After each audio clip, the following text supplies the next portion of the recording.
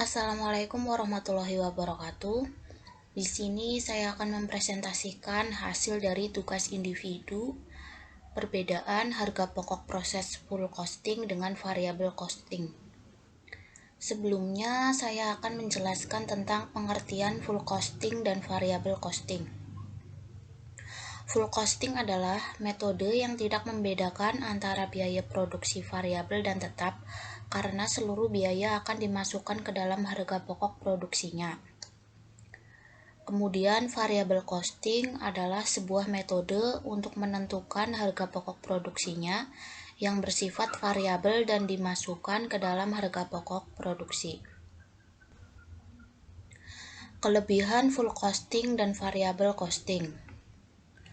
Untuk full costing, yang pertama, dapat menunjukkan seluruh jumlah biaya overhead dengan sangat detail atau komprehensif.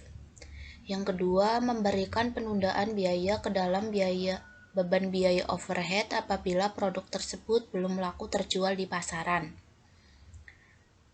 Yang ketiga, jika beban biaya overhead untuk barang yang belum terjual, maka bisa dialihkan dengan cara mengurangi atau menambah harga pokok. Kemudian variable costing. Yang pertama, apabila Anda ingin mendapatkan laba dalam jangka waktu yang pendek, maka metode ini cocok untuk bisnis Anda. Yang kedua, metode ini juga biasa dipakai dalam mengendalikan biaya, karena variable costing bisa membagi biaya tetap yang terdiri dari dua golongan, yaitu discretionary commit fixed cost dan fixed cost. Yang ketiga, bisa dijadikan sebagai bahan untuk pengambilan keputusan atau pertimbangan bagi order pesanan yang bersifat khusus. Bahkan yang terpenting yaitu tidak membutuhkan banyak pesanan seperti pada metode full costing. Kelemahan metode full costing dan variable costing. Untuk full costing, metode full costing membuat harga jual Anda menjadi lebih tinggi ketimbang memakai variable costing. Pasalnya, metode full costing menganggap konsumen rela membayar berapapun harga barang tersebut.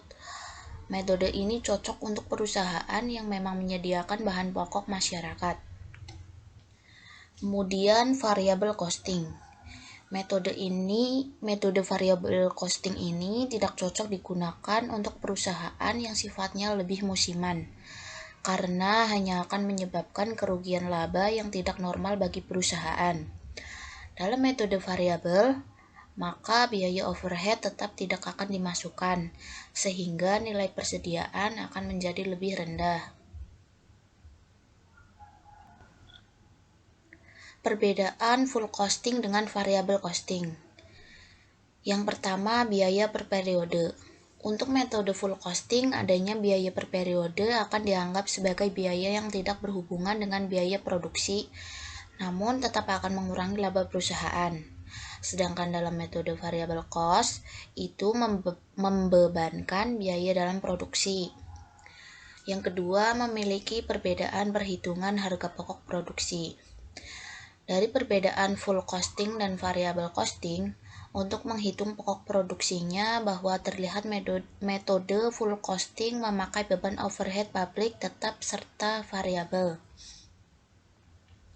Di sisi lain, pada perhitungan variable cost hanya menggunakan beban overhead variabel saja. Namun, dalam biaya overhead pabrik itu sendiri adalah biaya produksi yang tidak berkaitan dengan bahan baku serta bahan tenaga kerja langsung. Kemudian yang ketiga, pengaruh laporan keuangan dalam laporan laba rugi. Untuk menggunakan metode full cost, biasanya biaya overhead akan dilaporkan ketika produk sudah terjual.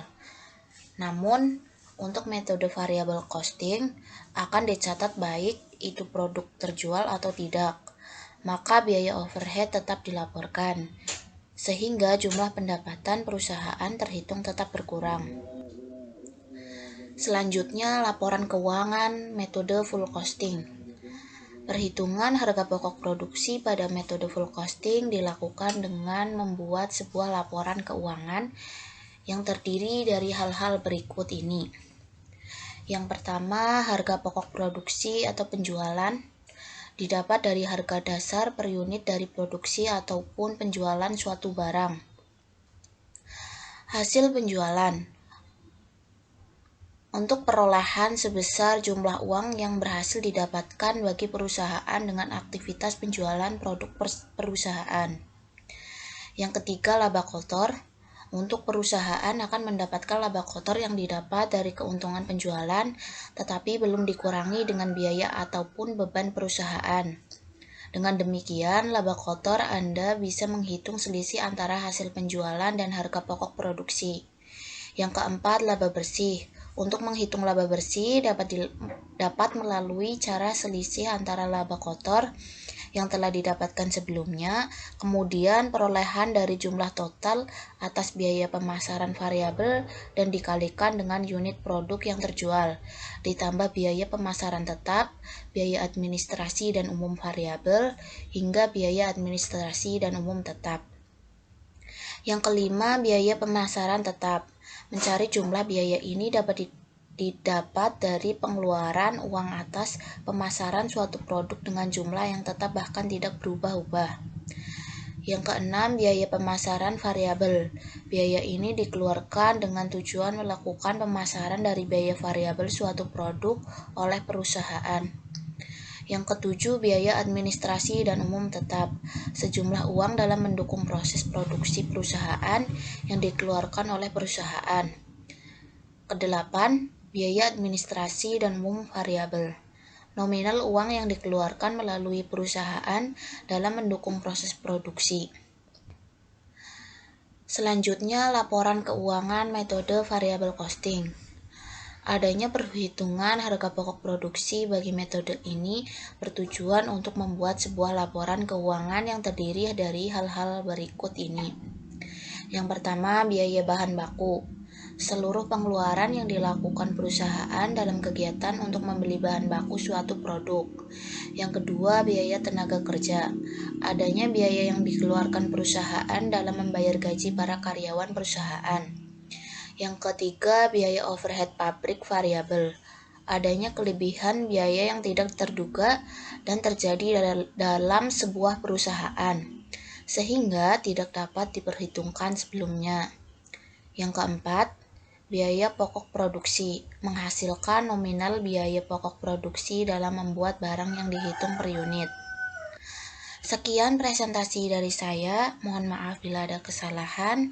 Terima kasih. Wassalamualaikum warahmatullahi wabarakatuh.